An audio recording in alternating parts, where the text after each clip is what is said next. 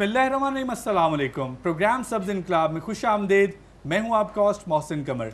नाज़रीन, पिछले प्रोग्राम में हमने बात की कि किस तरह से डोमेस्टिक लेवल पे गांव में हमारे जो रूरल एरियाज़ हैं जहां पे लाइफ स्टॉक पाया जाता है, लोग जानवरों के फजले से, जिसे एनिमल डंग भी बोला जाता है, उससे बायोगैस प्रोड्यूस कर सकते हैं। हमने आपको बायोगैस प्रोड्यूस करने का पूरा तरीक़ाकार बताया। हमें जो फीडबैक हासिल हुआ उससे हमें ये अंदाज़ा हुआ कि लोग कितना डेस्परेट थे सारे के सारे प्रोसेस को जानने के लिए।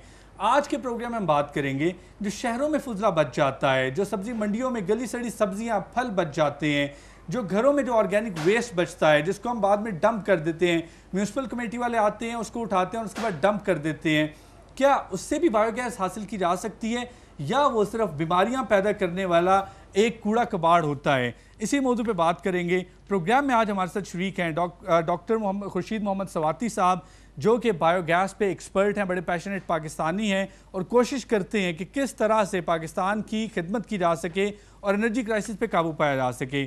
उनके साथ तशरीफ़ रखती हैं डॉक्टर महमूना वली साहबा, पहली पाकिस्तानी फॉरेस्टर हैं, खातून फॉरेस्टर हैं जिन्होंने फॉरेस्ट्री में PhD की और ग्रीन एनर्जी पे बहुत सारे पेपर लिख चुकी हैं और बहुत काम कर रही हैं। अस्सलाम वालेकुम। डॉक्टर साहब, सबसे पहले चलते हैं प्रोग्राम में, रिपोर्ट देखते हैं कि इस्लामाबाद और रावलपिंडी की जो सब्जी मंडी है वहाँ पे जो गली सड़ी सब्जियाँ बच जाती हैं उनमें कितना पोटेंशियल है, उसको किस तरह से कारआमद बनाया जा सकता है और उनका इस वक्त क्या इस्तेमाल हो रहा है?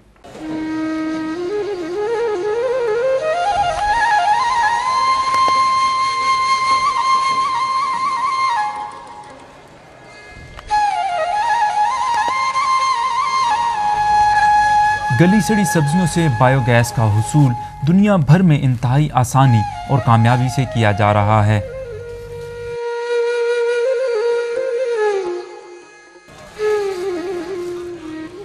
जिससे इंडिया, स्वीडन, जर्मनी, यूक्रेन, बरतानिया और अमेरिका के अलावा बहुत से ममालिक गैस हासिल कर रहे हैं।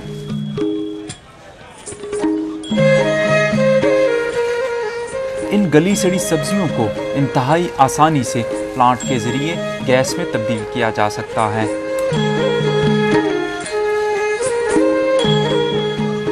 इस सब्ज़ी मंडी के फुजले से हासिल होने वाली गैस को घर का चूल्हा जलाने के साथ साथ बतौर CNG भी इस्तेमाल किया जा सकता है, जिसकी एक मिसाल स्वीडन में चलाई जाने वाली बस सर्विस है।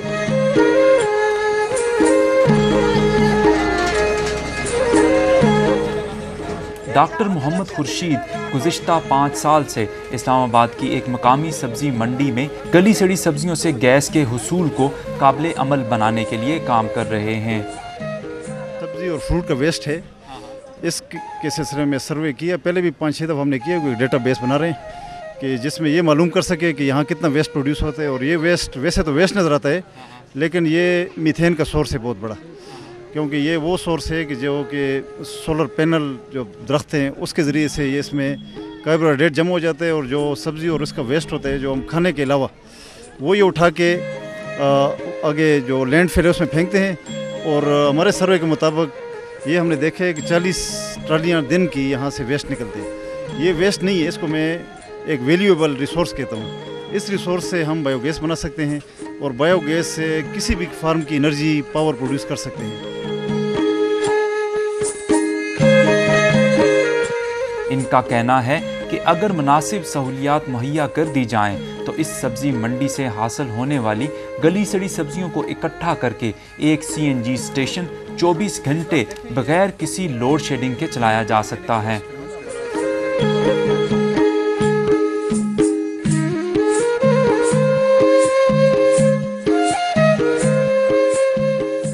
डॉक्टर साहब, आपने रिपोर्ट देखी, आप बेसिकली जिस तरह से सब्ज़ी मंडी में सारे के सारे एनालिसिस को कलेक्ट कर रहे थे, मुझे ये बताइए कि किस तरह से आपको ये आइडिया आया? इस तरह है कि मैं बाहर जब PhD कर रहा था उस दौरान भी हमारे एक सब्जेक्ट था रिन्यूएबल एनर्जी। ठीक है। तो कुछ एक्सपोजर मेरा वहाँ हुआ, उसके बाद मुझे मौके मिले हैं मुख्तलिफ मुल्कों का दौरा करते हुए, वेस्ट में भी और इस साउथ ईस्ट एशिया में भी और चाइना में भी।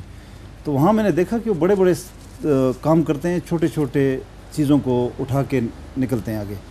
तो जब वापस मैं अपने मुल्क में आया, काम किया, अपने एक्सपर्ट से डिस्कस किया, ये छोटी छोटी चीज़ें हो रही थी यहाँ पे, लेकिन कमर्शियल स्केल पे सोचा ही नहीं गया था। अभी जब एनर्जी क्राइसिस आया, मैं इस फील्ड में ऑलरेडी काम कर रहा था 4-5 साल से, तो मैंने इस तरफ ध्यान किया कि मैंने कहा हमारे मुल्क में तो एक सब्जी मंडी को उठाएं तो 40-50 ट्रालियाँ डेली वहाँ से निकलती ठीक है। हैं, इस्लामाबाद की मंडी। ठीक है। अगर लाहौर को देखें तो इसका 2 गुना, फिर कराची जाएँ तो इससे भी बड़ी मंडी है आपके पास।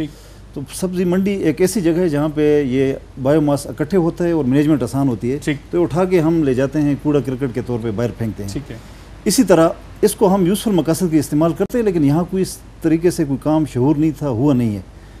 गो के यहाँ पे पोटेंशियल और यहाँ पे ये रिसोर्स बहुत ज़्यादा मकदार में मौजूद है।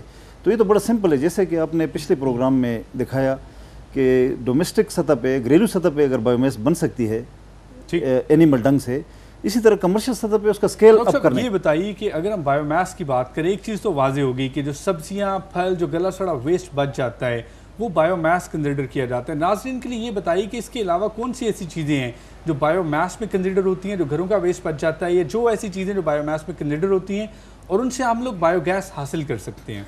तमाम वो हयातियाती अजनास जो कि दरख्त, पौधों और जड़ी बूटों और इनसे हासिल होते हैं ना, इसमें कार्बोहाइड्रेट होते हैं। ठीक है। इसको हम बायोमास कहते हैं कि जो लकड़ी भी एक ड्राई फार्म में बायोमास है, जिसको हम जला के इस्तेमाल करते हैं, एनर्जी देते हैं, ये भी एक बायोमास का तरीका है, लेकिन डायरेक्ट बर्निंग होती है। ठीक है। और अगर आप ग्रीन फार्म में इसके ट्विग्स, ब्रांचेस और सब्जी है या फल फ्रूट है, गड़ा सड़ा, इसमें बहुत ज़्यादा मीथेन है। ठीक है। ये अगर हम डाइजेस्टर में डालते हैं, इसकी डाइजेशन होती है। डॉक्टर साहब बात करते हैं कि इससे बायोगैस कैसे बनाई जा सकती है।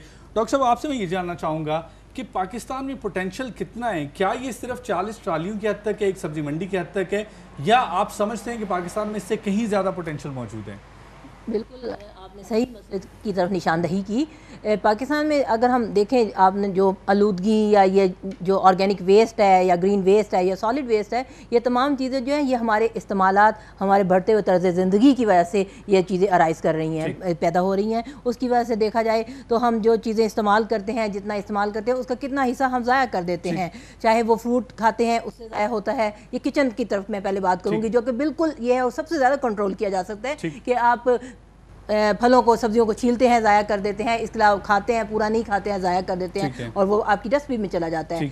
बाहर निकल आइए आप, फल मंडी जैसे कि डॉक्टर साहब ने भी जिक्र किया, सब्जी मंडी की बातें करते हैं, वहाँ पे रोज़ाना के हिसाब से वेस्ट जो है जनरेट हो रहा है और ज़ाया जा रहा है। और बढ़ती हुई आबादी के साथ और लाइवलीहुड जो हमारे चेंज हो रहे हैं, ये हमारा डेवलपिंग कंट्रीज़ का भी ग्रीन वेस्ट इंक्रीज़ होता जा रहा है। और एक ज़री मुल्क हम हैं और ज़री मुल्क में ग्रीन वेस्ट, ऑर्गेनिक वेस्ट, नबाताती जिसे कचरा कहा जाता है, ये और भी ज़्यादा होता चला जा रहा है, क्योंकि हमारा ज़री मुल्क का ये ज़्यादा मसला है कि हम ऑर्गेनिक वेस्ट ज़्यादा जनरेट कर रहे हैं। ठीक है। अगर आप स्टैटिस्टिक्स की तरफ आते हैं तो अब इस पर काफ़ी ज़्यादा रिसर्च होना शुरू हो चुकी है, तहकीक की गई है। फॉर एग्जांपल देखा जाए तो वो कहते हैं कि लाहौर का एक जो सर्वे किया गया वो बताता है कि 0.55 kg जो है फीकस रोज़ाना जो है ग्रीन वेस्ट जनरेट हो रहा है। फीकस रोज़ाना जनरेट हो रहा है। पाकिस्तानी सतह पे आप देखा जाए तो तकरीबन ज़रा थोड़ा पुराना है, 2004 की रिपोर्ट है, उसके हिसाब से 50,000 टन जो है ये वेस्ट, ग्रीन वेस्ट जनरेट हो रहा है। 50,000 टन पर डे। हाँ जी, वेस्ट जनरेट हो रहा है। और अगर देखा जाए और इसको हम मुख्तलिफ लेवल पे इसके अलावा इसको लिया जाए तो हम देख सकते हैं कि इसको इस्तेमालात किया जा सकता है और इसको कचरे को हम दौलत बना सकते हैं। Waste can be cost, waste can be wealth, waste can be make money. तो इससे हम अपने ना सिर्फ ये कि गरीब लोगों के लिए बल्कि अर्बन वेस्ट जो है उसको इम्प्रूव कर सकते हैं और बेहतरीन तरीके से इस्तेमाल कर सकते हैं। डॉक्टर साहब ये बात तो तय होगी कि पाकिस्तान में, जैसे डॉक्टर साहब ने बड़ा अच्छा इसको क्लैरिफाई किया कि एक ज़रूरी मुल्क होने की वजह से पाकिस्तान में सब्जियों का जो ग्रीन वेस्ट है वो बहुत ज़्यादा बढ़ता जा रहा है। सो किस तरह से इसको इस्तेमाल किया जा सकता है, किस तरह से जिसको वेस्ट कहते हैं उसको दौलत में, तवानाई में, बिजली में, गैस में डाला जा सकता है? घरेलू सतह पे तो ये बड़ा आसान है, वो लोग कर भी रहे हैं, जैसे आपने पहले जिक्र किया। कमर्शियल स्केल पे इसके लिए एक तरीक़ाकार चाहिए, इसके लिए रिसोर्सेज थोड़े चाहिए, इसके लिए कोई टेक्नोलॉजी में थोड़ी सी बाहर से माउनत चाहिए, जो कि एडवांस कंट्रीज़ में, चाइना में बड़ी चीप टेक्नोलॉजी इसकी मिल रही है। जर्मनी की टेक्नोलॉजी बहुत एडवांस है, बहुत महंगी है, वो भी हम कर सकते हैं वहाँ। तो वो सालाना जर्मनी जो है ना 6,000 मेगावाट बिजली बना रही है, मकई मेज़ का क्रॉप लगा के वो हार्वेस्ट करते हैं। 6,000 मेगावाट बिजली बायोमास से बनाती हैं और वो भी क्रॉप से बनाती हैं। हम पाकिस्तान गरीब मुल्क है, हम क्रॉप की तरफ नहीं जाएंगे क्योंकि ये फूड सिक्योरिटी का मसला आ जाएगा। हम क्रॉप के वेस्ट को फोकस करेंगे। क्रॉप का वेस्ट में ये जितना फोग है, बगास, ये कॉटन का वेस्ट है, इसी तरह ये सब्जी, फल, मंडी, ये सारा वेस्ट जो है, प्लस ये ग्रीन वेस्ट जो हम जो बागों में और उसमें जो ठीक। वेस्ट वीडिंग करते हैं, ठीक। ये सारा हम डंप कर सकते हैं और इसकी मैनेजमेंट सब्जी मंडी की सतह पे बहुत आसान है। ठीक, वहाँ अगर पे एक सब्जी point मंडी पे की हमें- डॉक्टर साहब बात की जाए जी। तो जिस तरह हमने बात की, रिपोर्ट पे आपने बताया कि एक सब्जी मंडी से एक सीएनजी स्टेशन बिला तातुल चलाया जा जी, सकता है, बिल्कुल। तो आप क्या समझते हैं कि एक सब्जी मंडी जो इस्लामाबाद रावलपिंडी की सब्जी मंडी है, कितनी बायोगैस प्रोड्यूस हो सकती है?